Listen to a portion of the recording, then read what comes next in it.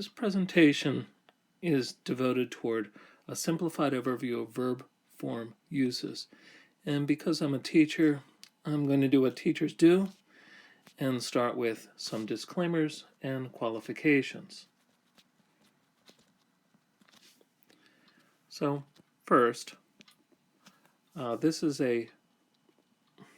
focused on the relative functions of verb forms in general. There's other functions of each of these forms, but these are what we're going to focus on is what is relative between comparing the functions of each form toward the others. And this is a limited and partial view of the verb form system. Basically, it's limited to this relative comparison, and it's partial, again, because of the other uses of the verb forms in Biblical Hebrew. So, more positively, the focus of the Venn diagram that we'll look at is to get at what Venn diagrams are good at, what is distinct and what is overlapping when we compare the verb forms together. All of this is merely a step on the way toward discourse analysis. But first we need to understand the basic functions of the verb forms in sentence grammar before we can take the next steps and apply them to discourse analysis. Well, let's begin by focusing on the sort of the binary distinctions between the perfect form and the imperfect form. Now, with the perfect form, we have sort of an outside view of the situation of the verb as a whole.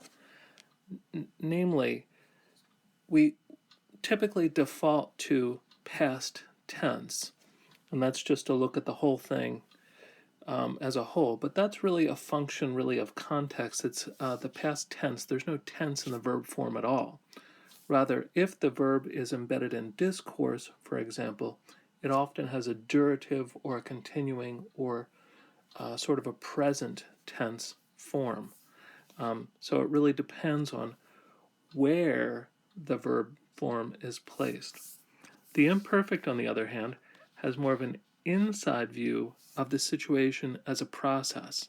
And so our default will be future tense, but of course there are all of these sort of hypothetical possibilities, especially as this is embedded in discourse. For example, we have to ask, do we need one of the modal terms like could or should or would or the like? So in other words, it's not always just a declarative or factative sense of this will happen, but this could happen or would happen or should happen and so forth. So there's some basic differences between the two, but of course what we're focused on here also is an overlapping function between how these verb forms can be used. Now, in addition to the main two forms, there's two other forms that we need to think through, and that is the vital form, or the Vav consecutive imperfect, and this is the narrative tense. So when this form is used, this really carries the narrative along, and that's its main function, and it's a very dominant form within narrative syntax. In addition, there's also the vakatal, or the Vav consecutive perfect. And when we have the Vav consecutive perfect form, this of course has more of this relative continuation, either of an imperfect, sort of a future sense if it comes after an imperfect verb, or if it's after an imperative, then it carries with it that sense as well. So you'll notice then our Venn diagram has several overlapping elements already, even when we consider the first 4 main verb forms. Now we add our 3 minor verb forms, the imperative and the related jussive and cohortative, which has some overlap with both the Vav consecutive and the imperfect in certain respects of how it's used, and also the participle, which has both its distinct function as a noun, but also an overlap with the imperfect in its verbal use, or the infinitive, again, in its verbal use. And then the infinitive is really just, right, the abstract verb idea in general.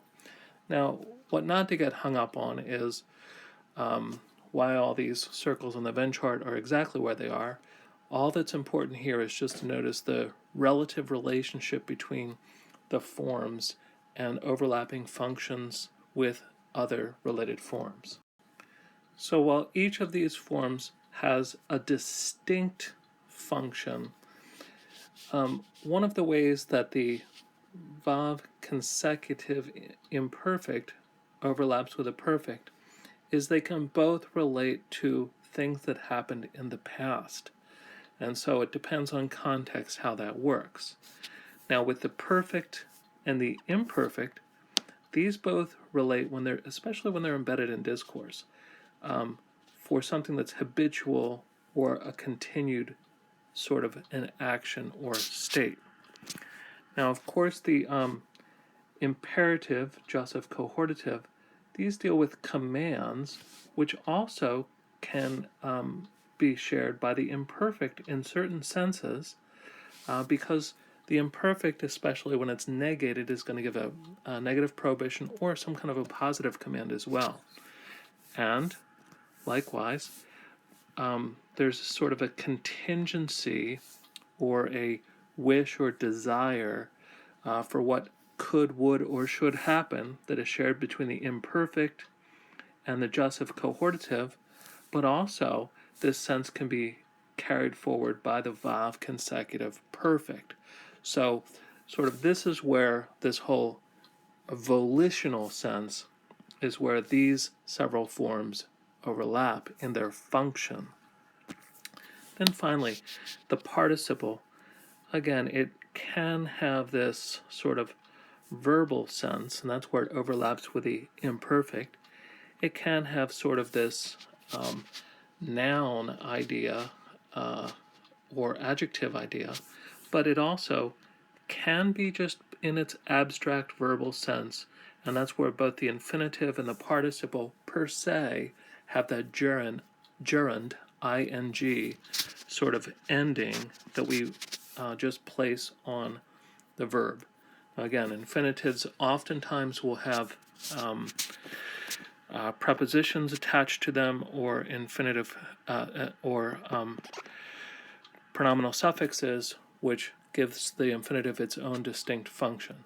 But the point here is to notice that there are distinctions and overlap in a very general and limited way between how the different verb forms of the verbal system function.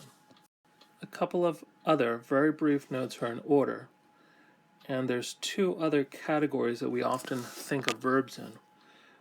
We can talk about action verbs as either dynamic or transitive, and when we speak about dynamic, it's a more general idea of describing actions rather than states. And when we speak of transitive, this is focusing on how a verb affects something, whether a direct object or indirect object. Now, dynamic would be juxtaposed over and against stative, where stative gets at a state or quality, and these verbs are often pointed just a little bit differently as well. So, for example, it's dynamic to say he fills, but it's stative to say he is full. Now, transitive, it gets juxtaposed over and against intransitive. That is, where transitive refers to how direct or indirect objects are affected by the verbal idea. Intransitive refers to verbal ideas which do not govern objects. So, for example, it's transitive to say, he guarded the house, but intransitive to say he was guarded. So, for example, all of the nifil forms that are used in the passive, they're all inherently intransitive. Here's two examples, one of a perfect, one of an imperfect, which illustrate the larger issue of how these forms are not exactly tenses, but have a larger function which depends upon context. So, Genesis 4:9 says, Vayomer Hashem el Cain, E Hevel Achicha. Vayomer lo yadati ha hoshamer achi anochi. Briefly, the Lord said to Cain, where is Abel your brother? And he said, well, it's negative, I do not know. And here's a interrogative marker. Am I the keeper of my brother? So notice the function here is, I want to get at, is of this perfect form, yadati. And here it's negated, so it's sort of irreal. I do not know. But that irreal or hypothetical sense is not in the perfect form itself, but it's carried by particles that are in the sentence. And because this is embedded within a discourse, and it's not part of the narrative or a commentary on the narrative, then what we have is this sort of continuing state. I do not know. Now, of course, this is a lie. He knows exactly what he's talking about, and the Lord will catch him in the lie in the next couple of verses. But the point for now is that here the perfect form functions for an ongoing or continuous state because it's not past tense, but it's rather the verbal idea as a whole, and context bears out how it functions in particular. And we'll focus on an imperfect form 2 verses earlier in Genesis 4:7. Va'ata timshal bo. This is part of the Lord's warning against temptation to Cain before he murdered his brother. Now, you need to master it, or need to rule over it. So here's our imperfect form. Again, this is embedded in a discourse, and so that's really going to be a large part of controlling how it functions. Now, in this case, Tim Shal, this is call imperfect to ms. If that's all we had is that word, we would say you will rule. But we're not saying that because this is part of advice. You should rule over it, but you need to rule over it. And so this is the Lord's warning of what is hypothetical, but what Cain really needs to do. And of course he doesn't. So it's irreal. It's so as part of the larger function of the narrative, it's something that should happen, but doesn't. So again, what these two things illustrate is just an illustration of the perfect function within a discourse, how it talks about an ongoing state, and an imperfect function for a volitional desire, how the imperfect can function within a discourse to talk about what should happen, not about necessarily what will happen. Both of these are pretty normal things, and context bears these out.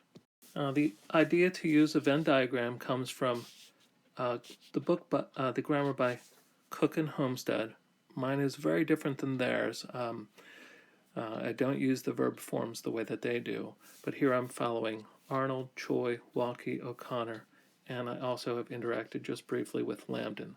So these are the sort of verb form functions that I was working with in the very different sort of in a very differently arranged Venn diagram than that used by Cook and Homestead.